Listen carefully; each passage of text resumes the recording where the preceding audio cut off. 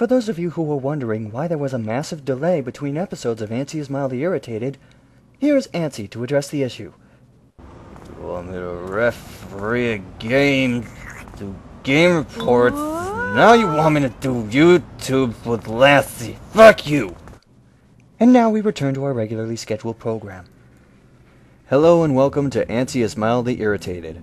I would like to start off the show by paying tribute to an up-and-coming player in his first RSFL season, Batman 2. Confident in his abilities no matter who he's facing? Sure, but here's what makes Batman 2 so special. He always This segment has been censored by Luke's for a communist RSFL, because no one should have to suffer negative criticism, especially if you're an X-Factor quarterback. Thank you, Batman 2. Now get the hell out. Is he gone? Good. It's a new rule from now on that one-play wonders who think defense is French for the fence are banned from this set. So far this season seems to have gone by faster than a Little Giant's fourth quarter lead, and the entire way a certain someone can't go one goddamn day without having the letters R-O-T-Y come up around him, usually for no good reason. Look, dude, I'm gonna be honest with you. You're possibly the most overrated player in the league.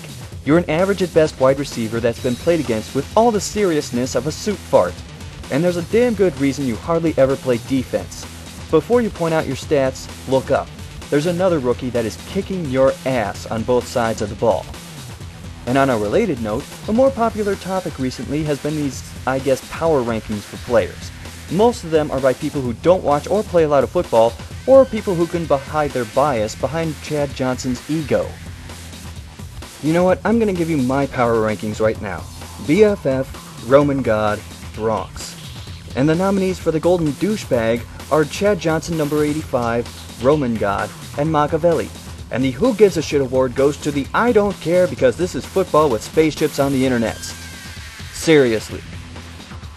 And since I'm near the subject, let's talk about quarterbacks. Specifically, quarterbacks yelling at their teams. There was some brief talk about this a while back, and personally, I think it's worth exploring just a little bit more. Now, as far as this goes, I think you need a happy medium.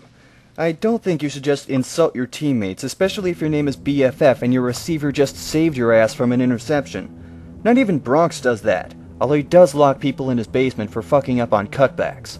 On the other hand, I don't think you can go the killer soldier route and be way too nice about it. Oh, Machiavelli, 1.5 outs are deeper than that, silly. I did kind of throw too early, though, so let's not worry about that play. Hey, you know what? Let's go ride horsies.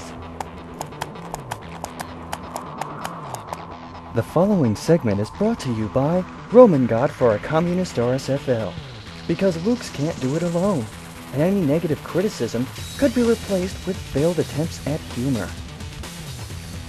Here's the part where I just say, fuck it all, and I verbally assault every team in the RSFL. Here we go. Little Giants. More like Little Bills. How many times have you guys choked away a lead this season? I lost count. Hey, wait a minute! We just beat Pocket Rockets in our last game! Surely you can't badmouth us for that, right? Great. That gives you one win for the entire season. At this rate, you'll have as many wins as Fade.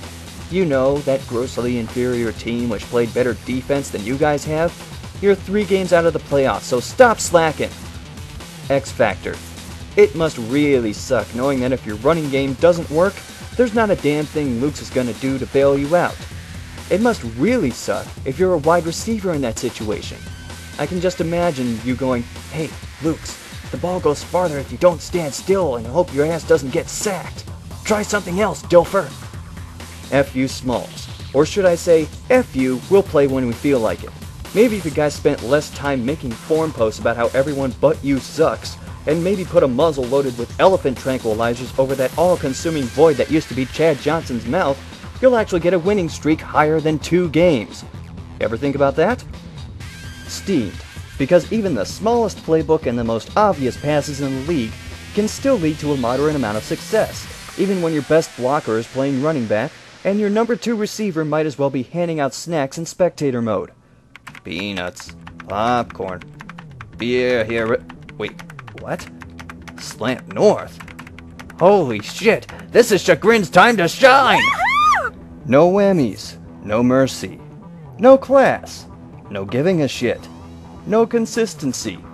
No one cares what you did last season or the season before that. Kiss my rings which don't exist while I beat off to seeing my alias on a map which no one that matters will ever see, bitch! Oh shit, meltdown! And Pocket Rockets, aka the Academy for the Retarded Kickers of the RSFL. Hey, Antsy! Antsy! It's easier if you move toward the uprights when you kick, buddy. With the same receivers and quarterback and Antsy playing mad scientist with his ships, you've gone from the Red Baron with a rocket launcher to Andy Dick with a handful of rubber bands. Not only that, but your running game has all the efficiency of a diesel-powered 56K modem. Oh, shit! Scarface went in front of his blockers again. Oh, god damn it! Here's the plan. We move the Warbirds to offensive line, and the offensive line to linebackers. It can't fail. And defense, oh my god, if it's not your linebackers lunging or your sharks pushing out on the pass rush, it's your corners making failed attempt after failed attempt at interceptions or throwing an epileptic fit every time they try to remember how to tackle someone. How the hell do you plan on holding the top seed or winning it all when you can't even get one solid game done? You know what? I'm just gonna end this now. I am your angel of death, Andy Dick!